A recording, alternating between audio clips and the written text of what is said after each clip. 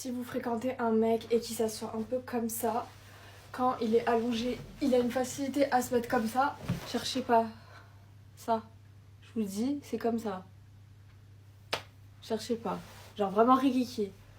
Alors, est-ce que Tiffany a raison? Est-ce qu'un homme...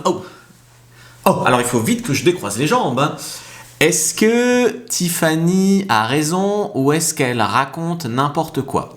Alors, en fait, un homme qui va être confiant, qui va être même des fois masculin, viril, va avoir tendance à plus occuper l'espace et donc à plus effectivement écarter les jambes, être imposant, etc.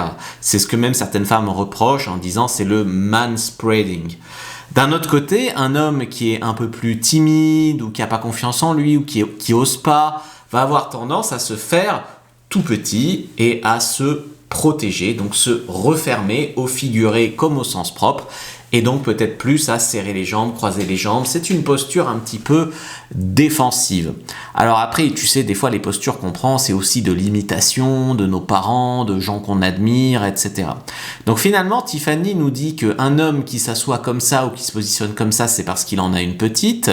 Je suis obligé de dire non, pas au sens propre, c'est-à-dire que c'est pas c'est pas la taille du paquet qui empêche de croiser les jambes, sauf si le jean slim est trop serré.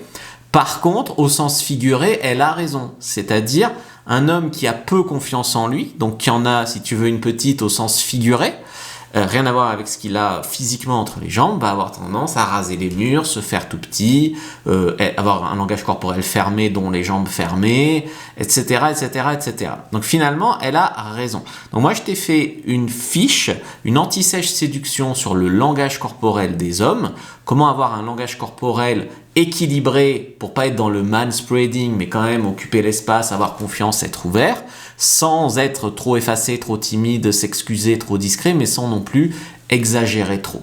Donc ça, tu peux la télécharger, premier dans la description de la vidéo, lien en commentaire épinglé, lien dans la bio aussi, je te le mets, c'est une fiche sur le langage corporel masculin. Dis-moi ce que t'en penses en commentaire, et dis-moi si toi, t'arrives à deviner la taille des seins d'une fille en fonction de comment elle s'assoit.